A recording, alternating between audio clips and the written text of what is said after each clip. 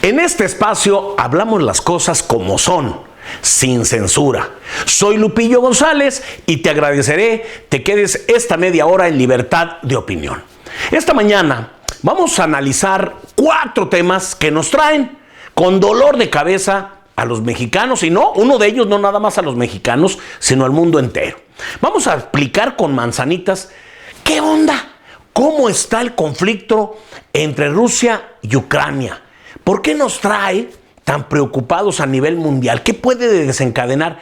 ¿O entiendes de alguna forma por qué se creó o se generó este conflicto? Pues lo vamos a explicar aquí, tratándole de hacer de la forma más clara hasta con manzanitas. Vamos a platicar también sobre el por qué los permisionarios nunca cumplen con la ley y no pasa absolutamente nada. Lo vamos a desmenuzar porque les encontramos una cosa ilegal y la Secretaría de Comunicaciones se ha hecho que pues la Virgen le habla. Otro tema que vamos a analizar es la terrible y preocupante inseguridad. ¿Cómo le afecta al ciudadano común y corriente el tema de la inseguridad que hoy está en niveles descomunales? Hoy hasta asesinados en el centro histórico de San Luis Potosí. Y para concluir el cuarto tema, vamos a platicar de esta mezcolanza política que se está haciendo con un partido de nombre Movimiento Ciudadano, que de ciudadano no tiene nada. Y les vamos a platicar qué está haciendo este partido político, degradando aún más la ya tan, podremos decir tan desgastada clase política. Bueno, pues le están poniendo otras cerecitas al pastel. Iniciamos en libertad de opinión.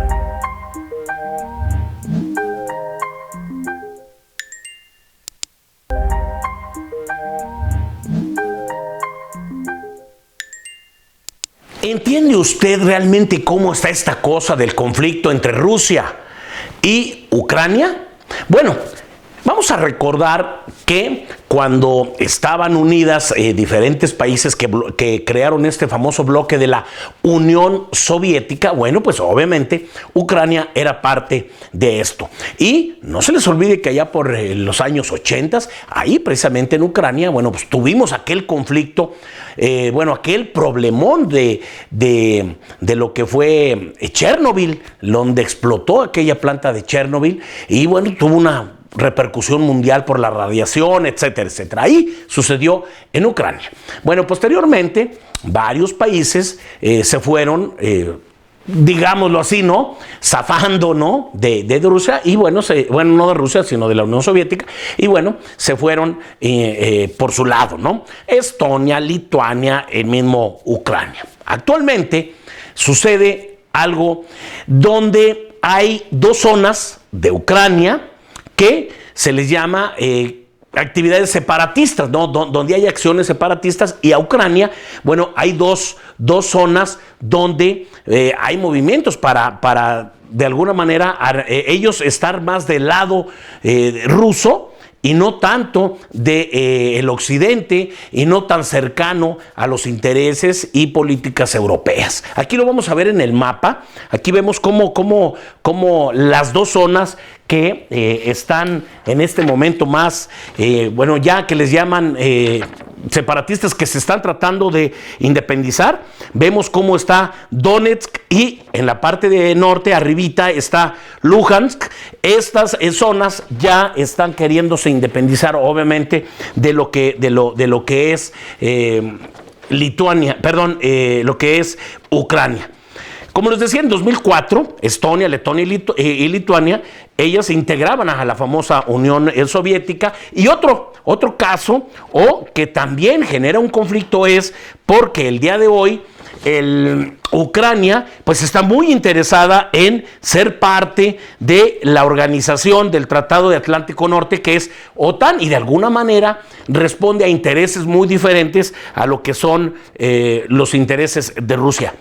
A Rusia le preocupa mucho tener este control en esta parte donde hoy explico están estas acciones separatistas por su seguridad. Quieren tener controlada perfectamente toda esta zona. Y bueno, recuerden que a finales del 2021 Rusia ya estuvo desplegando más de 100,000 soldados en la frontera con Ucrania, y obviamente le pidió a Estados Unidos y a la OTAN que le garantizaran la no expansión de su infraestructura cerca de la frontera.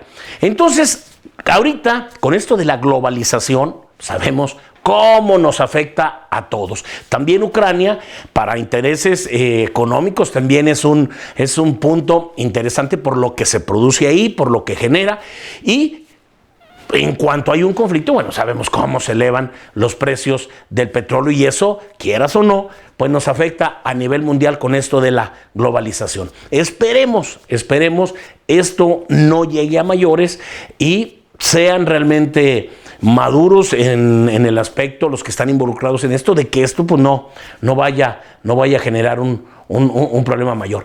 Para Rusia, pues ya ha habido sanciones. Bueno, en lo deportivo creo que el equipo de Rusia va a quedar hasta fuera del Mundial de Qatar y algunas actividades deportivas por la presión, obviamente, que ejerce Estados Unidos y los países que integran la OTAN. Así es que en estos tiempos, cualquier problema que pensamos que es externo, no, nos termina siempre afectando por este tema, insisto, de la globalización. Nos estamos enlazando hasta Ucrania y vamos a platicar con un mexicano que ya lleva tiempo viviendo allá, Juan Pablo Elizalde. Él es mexicano, originario de Orizaba, Veracruz.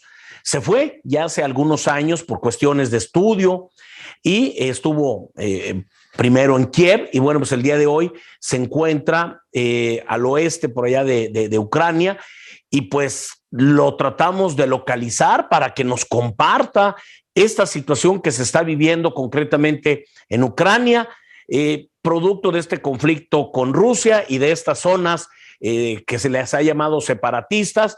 Pero yo creo que si alguien nos puede dar un mejor panorama de esta situación, pues es Juan Pablo, al cual le agradezco enormemente este tiempo para poder platicar aquí en Libertad de Opinión. Juan Pablo, muchas gracias por poder compartirnos esta pues preocupante experiencia. No, pues gracias igual para que pueda contar mi historia. Entonces, bueno, ya platicamos, tú eres originario de Veracruz, de Orizaba, estuviste pues obviamente inicialmente estudiando. ¿Y qué nos puedes compartir a los que estamos de este lado del charco, como se dice? ¿Qué es lo que se está viviendo desde tu óptica? ¿Dónde se produce este conflicto? ¿Y cuál es la sensación que tienes tú como ciudadano a pesar de que estás en el oeste de Ucrania? Pues todo empezó el 24, como ya todos sabemos, fue horrible, fue en la madrugada. De hecho, se supone que casi fue a la misma hora cuando fue la invasión de la Alemania nazi hacia Polonia. Y yo me levanté porque mi mejor amigo me habló y me dijo, levántate, hay explosiones.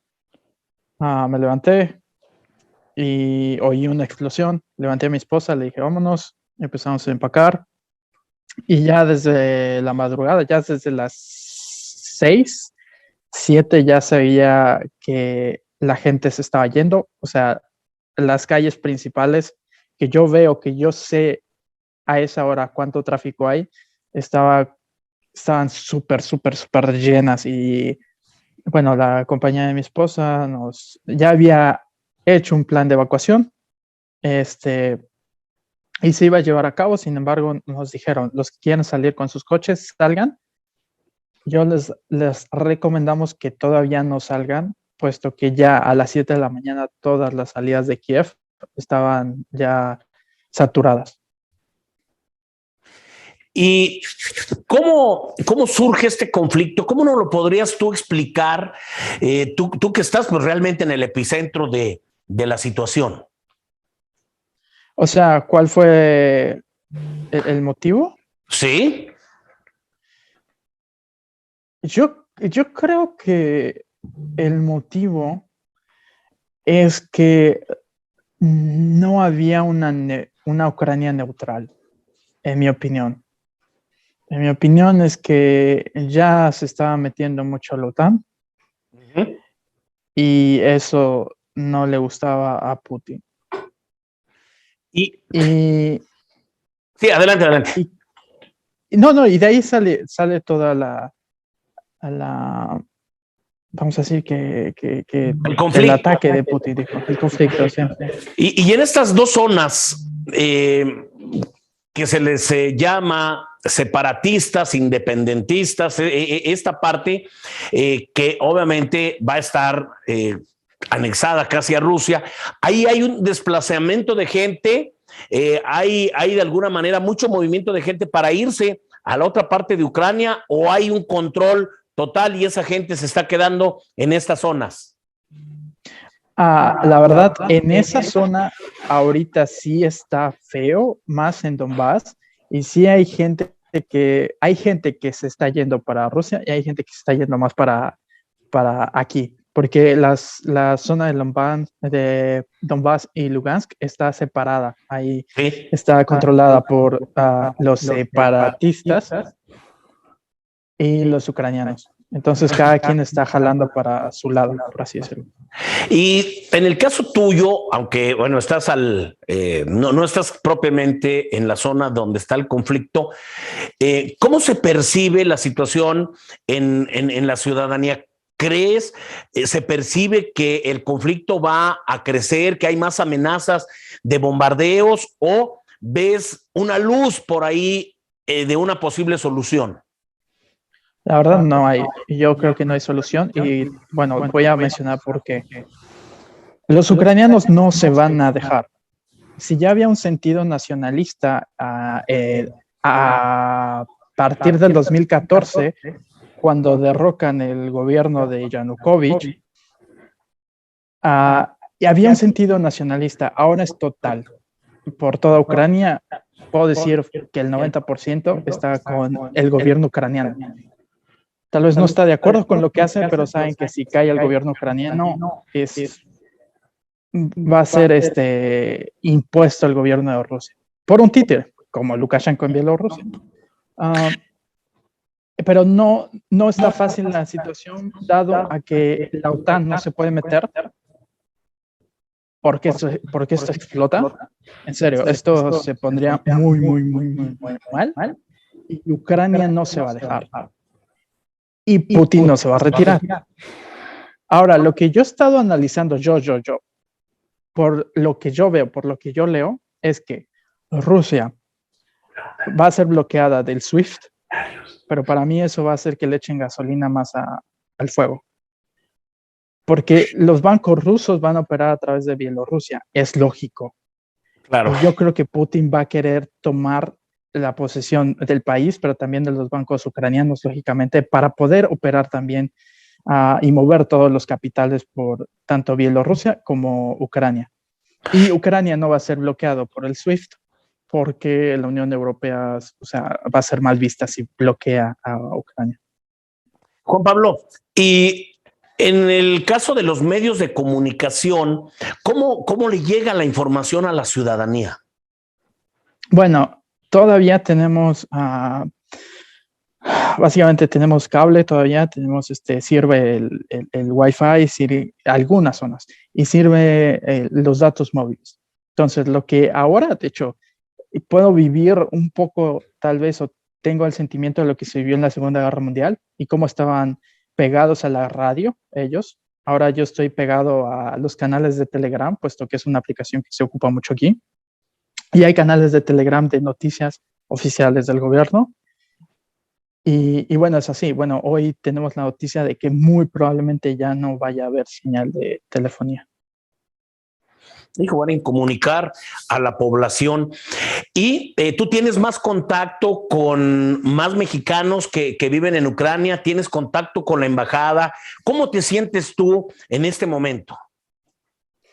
Pues contacto con la embajada, tenemos todos los días, tenemos un chat en WhatsApp de la embajada, se han portado súper bien, la verdad, mis respetos para tanto el cónsul como la embajadora, como los administradores, han estado siempre atentos y han intentado evacuar a todos los que pueden.